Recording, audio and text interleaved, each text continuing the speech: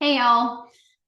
It's been interesting starting up this podcast and trying to get things organized and trying to set up dates with fellow people who I'm really looking forward to having on as guests.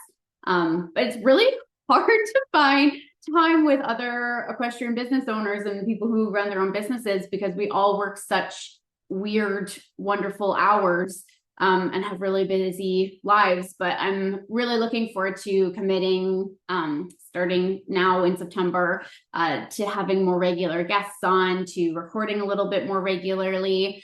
One of the things I said when I was starting this podcast is you're going to get complete open honesty, which sounded like really easy to do. And then in reality, hard it's hard sharing pieces of yourself, and it's so different because I've shared a lot online of my health journey, troubles, issues, but it's always been in writing, and it's so different to be on the other side of the screen bawling my eyes out typing but saying it out loud and saying it is different. So like I said in the first episode, the only time you'll get me to cry is talking about my horse.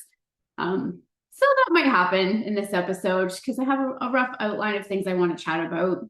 The main one is I've had this conversation with a couple of other people, and all of us have said that this doesn't get talked about enough for horse ownership, and that's the gray area of quality of life and having a senior horse, having a chronically ill senior horse, and figuring out what's best for them and what's best for you as the owner. When I took on a senior horse, one of my friends' mentors, her biggest thing was, who does that horse want to be with them to make that decision? Who do they want to have with them in that moment? And that was kind of the deciding factor for me taking on my senior horse, Dickens, knowing that he's a senior horse with underlying health concerns, and that it wasn't going to be easy. It's been so much fun. I thought it was going to be this horse. My God, this horse.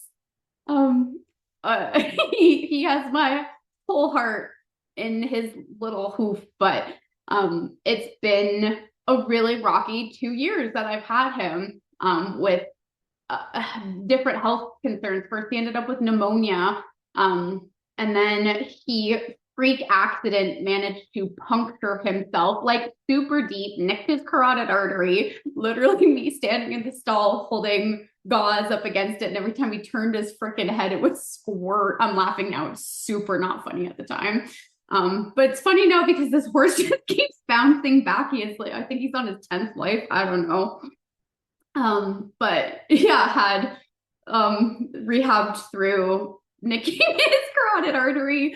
And then he had a bout of laminitis in September. And that just started a shit show of like ongoing health issues. Had laminitis. I don't even remember the order of things, but ended up with his first eye ulcer. And then it ended up eye ulcers in both eyes and melting eye ulcers, so like really not ideal. And then he had the underlying health condition of uveitis, so that makes treating eye ulcers more complicated. Laminitis makes treating everything more complicated because you can't use steroids. And then he had like a gazillion abscesses after the laminitis too, and it just was like, it was really stressful. But I have boatloads of support at the barn, and was still wide-eyed and bushy-tailed taking care of this horse. Since then, we are now on our third round of eye ulcers. And underlying health condition of Cushing's makes things just a little bit more, everything more complicated in terms of healing, in terms of rehabilitating anything. And then underlying health concern of uveitis and feeling like we've just never really had the uveitis under control. So then he's rubbing, getting little scratches. and what we're using to treat his uveitis is an immune suppressant. So then any speck of dirt, any scratch, anything that gets in his eye, so far has turned into an eye ulcer. And then despite the internet thing, it's going to take 3 to 6 days to heal his eye ulcers. His take weeks, months. And that looks like 6 different medications 3 times a day. And I'm beyond fortunate to be in a full care barn with one of my really very good friends as the barn manager. So it means she does med twice a day a lot of the time for me. And then I pop in once and do what I can. But I'm still out every day. I'm still worrying about him all the time. And there's the first hearing. But this is where it's so different, because I can talk to people about it and my brain becomes so disassociated that I can have these conversations with people and not get choked up. But it's so different sitting here talking aloud by myself. But I'm going to do it, and I'm going to publish this, even though it seems really scary. But this is where it's so hard there's not a definitive, he's colicking, he's not going to come back from this. There's not he's in immense amount of pain, and it's not fair to ask him to continue to do this. There's no, even we need to remove his eye. I decided that was a hard no for me from the beginning. It's come up in conversation a couple times, but my vet has not at any point said, yes, we need to remove the eye, because it has eventually healed. And the problem is, it's not just one troubled eye. He keeps getting eye ulcers in both. But there's no definitive, this is it. It's more that gray area of, is this the life I want him to live? Financially for me, full disclosure, I've spent at least $2,000 just in medical bills for him this summer, 2 months this summer, at least $2,000 just for meds, just for vet visits. And again, happy to do that if that means he's going to get over this and then have really lovely days. But with his uveitis, we can't treat his eye ulcers and his uveitis at the same time. So he doesn't get medication for his uveitis. So when he has the eye ulcers, he has to stay inside. So there were several weeks where he was just chilling in his stall. And this horse is a saint, and or also disassociates him, and I have that in common. And just, hey, this is my life now. But I carried that by myself for a really long time, being like, is this what I want his life to look like? And this is where being able to talk about this and have conversations that don't come with judgment, because that's the scariest part, is I know I'm not a bad horse mom. I'm an exceptional horse mom. A little helicopter horse mom. So I know that, but it's still so hard talking to people about I don't know what to do at this point, especially because for right now, he's getting better, he's doing well. So if we have some really nice days again together, this is all worth it. But one of the other pieces of this is, for me personally, I know everyone loves their horse. For me, there's the additional stack on there of, I have PTSD. And I don't mean that in, oh yeah, I'm getting I'm had a traumatic experience and oh yeah, I have PTSD, not in the loose tunes. I have actual complex PTSD from all of my medical experiences. And it's been fascinating, doesn't seem like the right word. It's been really interesting. The last couple of years learning about that, and now being able to recognize how fast and how quick my brain is at disassociating and leaving, my body leaving the situation. And it's done that for years. It's had to, I don't think I would have made it this far if it didn't. So super appreciate that. But my body can't just differentiate the difference of a physical attack on me versus a physical attack on my horse. Because the two in my brain and my heart are so closely linked that if he's not doing well, I'm not doing well. And I spent a lot of August completely disassociated and going through the movements of the day, what I need to get done, work, like unless I because it's so high functioning for me, unless I told people that I was struggling, or some people who know me very well, but I bet you no one super knew that. I would bring it up occasionally. They'd ask what's going on. Oh, I got to go give my horse meds again. But I can function like that, not well and shouldn't, but I can. So for me, like all of August with him not doing well, like I didn't have an appetite. I had brain fog. I can't remember chunks of my day. And this is where I completely resented and hated that PTSD diagnosis, because I don't want it. I don't want it. I don't want the potential pity that comes for that. I don't want the potential special treatment that comes with that. But at the same time, it's important that people understand what happens. Like for me, when I first, like, when my therapist was like, no, you definitely have PTSD, because I think I tried to make some offhanded joke. And she's like, actually, like you technically have complex PTSD, where it's been like ongoing basically my whole life, adding on. And I didn't want it, because for me, like, I think PTSD of like first responders, I think PTSD of like veterans, and like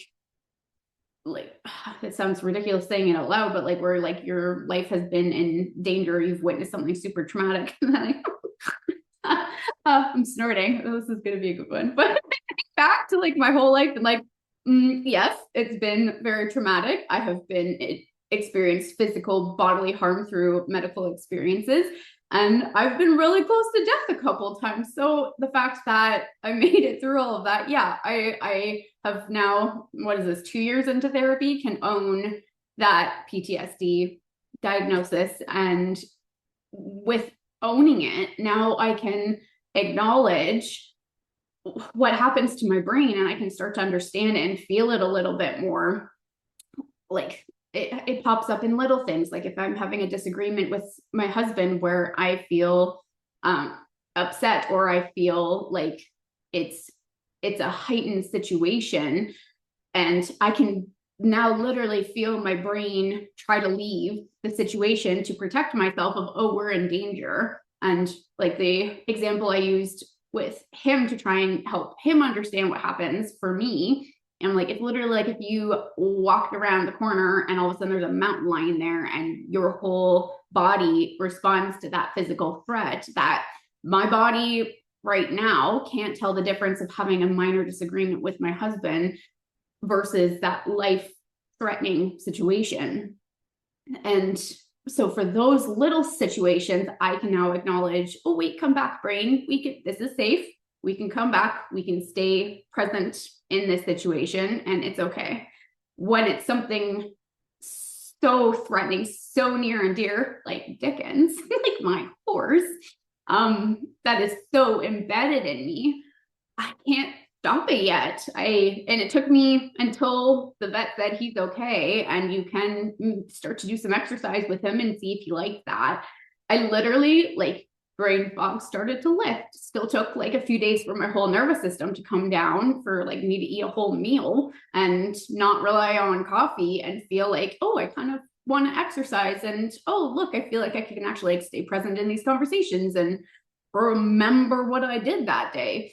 I'm still working on that piece of my nervous system and my past experiences in relation to my horse and my animals. I also have, my dog is going to be 11 this year, and like, that's going to kill me. I'm not sure how I'm going to deal with that. because she's been with me through some shit. The younger dog, she's turning 3. She's got some big paws to fill. But for me, my animals are it. They've literally saved my life on numerous occasions of like, I can't die because who's going to take care of my animals the same way I do? And I can say that jokingly, but like they have literally been my reason to live. So it's very challenging for my nervous system to differentiate their pain and discomfort versus mine, because my body responds like it's a physical threat to myself, because it is. But back to that gray area, it's super, super challenging. And I really had so much faith in myself that I would know when it was time. And even like last fall when he had laminitis, abscesses, eye ulcers, I had a couple of clients who were like, honestly, I would have put him down then. And that seemed very, no judgment if people do or did. He was suffering. He was suffering for a long time. He was on lots of pain meds. I had faith that he wasn't in pain. I was doing everything I could to make him as comfortable as I could, knowing that we could come back from that, knowing that he could recover from that. So I don't regret that at all. And again, to each their own. So that seemed premature to me, but it's also easy for people to say when they don't know him and they weren't seeing him day to day. But yeah, it doesn't get talked about a lot. Like I have quite a few clients who unfortunately have had really traumatic years. This past year has been brutal for having to put some heart horses down. Any horse going down is hard, but like they're heart horses. But it was a definitive, this is it. And while that is gut wrenching, I feel like there's some comfort in you've done everything you can. It's not like you're going to get 6 more really wonderful years after this. But with Dickens, it's really hard and very hard for me to know what's right for him, what's right for me. But talking to people has helped. And it's not that I need their approval, but to have people say no one's going to fault you, that meant more than I realized it would, for people to say that. Because again, not that at the end of the day, it's my decision and I took that on, and that's so sacred, so sacred. But yeah, I don't know what the plan is. Well, that's a lie. I do know what the plan is. And again, having conversations with people have helped to solidify what that plan is. Plan number 1, step number 1, we go day by day. And I take all the little joys and experiences I can, and then go from there. But I do think it needs to be talked about more without judgment of people's situations. It's like little, anyways. I'm not even going to edit this, y'all. I told you you're going to get authentic. Here's your authentic. But I do think part of why I have so much faith that I'll know is I've been close to death, and I have different situational awareness of where I would draw the line for myself. And not that directly links to an animal, but I kind of think it does. And I think each animal is different and it depends, but it's hard. And it's hard when it's numerous underlying health conditions that make everything so much more complicated. And yeah, I'll do it all again. One of my clients asked, she's like, not to replace Dickens, but she's like, do you think you'd get another horse after this? I'm like, oh yeah, as soon as possible. Yes, I will sign up and do this all over again. Because I can't imagine it will never be the same, but I wouldn't want it to be the same. I'm good for a new, different experience. Not yet. We're not there yet.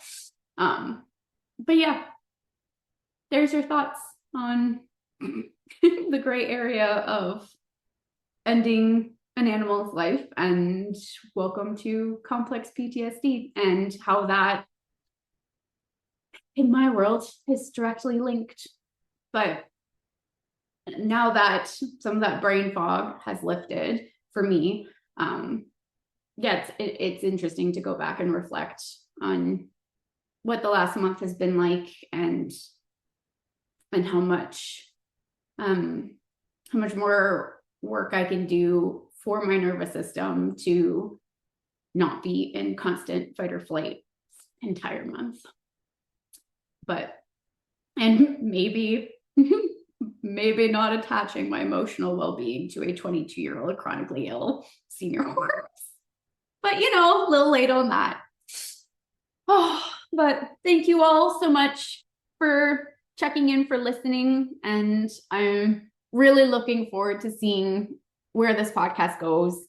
Yeah, there's so much out there that we can chat about, and I really look forward to the guests that I have lined up for joining and helping to bring awareness to topics that maybe don't get brought to light as much as they could or should. But thank you for checking in to the Equestrian Lifestyle.